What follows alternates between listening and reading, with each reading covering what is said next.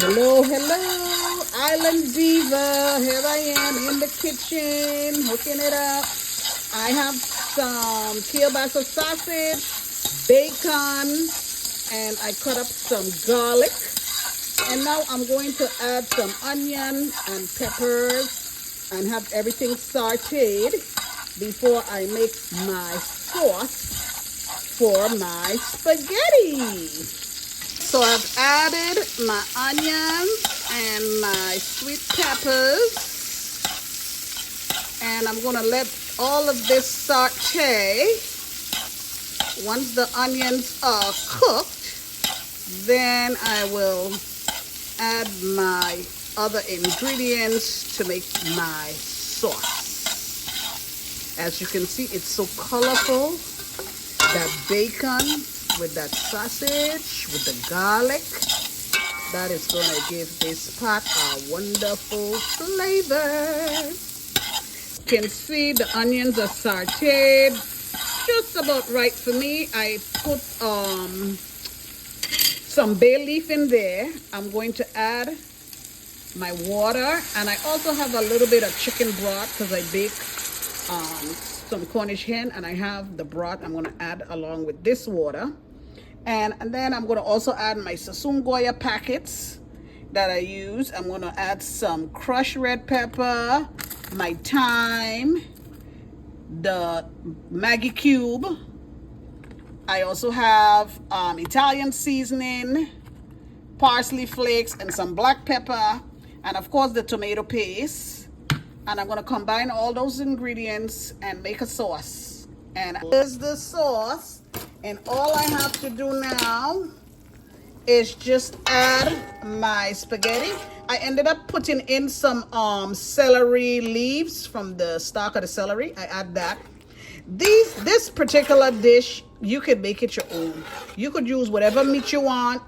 I use the kielbasa sausage.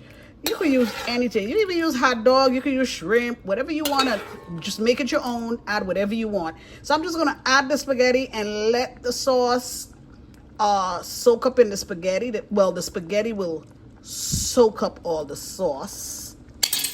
And then it'll be good to go. So here is the spaghetti. I just threw it in there. You know how you drain the spaghetti? And I had it here waiting patiently. I'm going to use a fork. And so all I'm going to do is loosen all of this spaghetti up.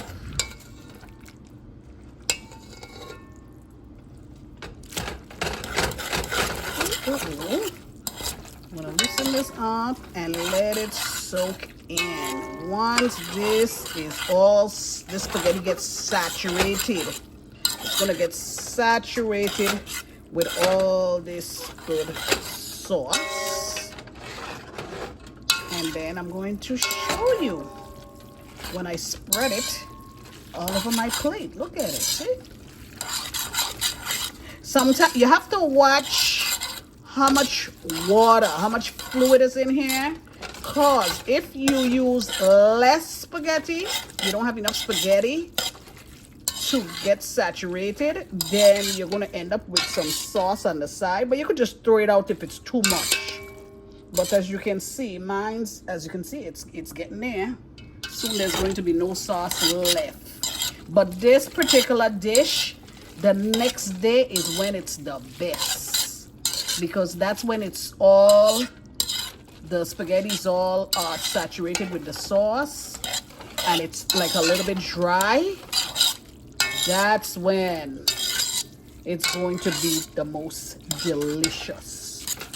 But as you can see, all the spaghetti is being able to absorb all this sauce. Look at it, see?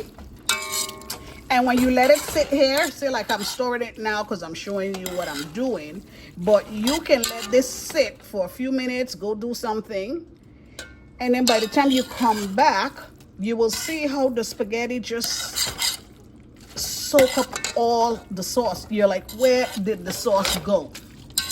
You will be surprised. So looking at my pot right now, I would say I added just the right amount of sauce, of water to make the sauce.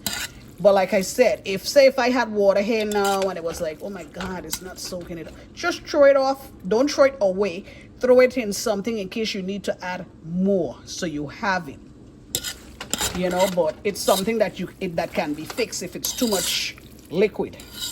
So don't panic if you're like, oh my God, I messed up the dish. It's got way too much sauce in it. Just throw it off. Throw it off in a bowl and then continue to store in your spaghetti. Make sure everything is all covered, so you can see. And just leave it.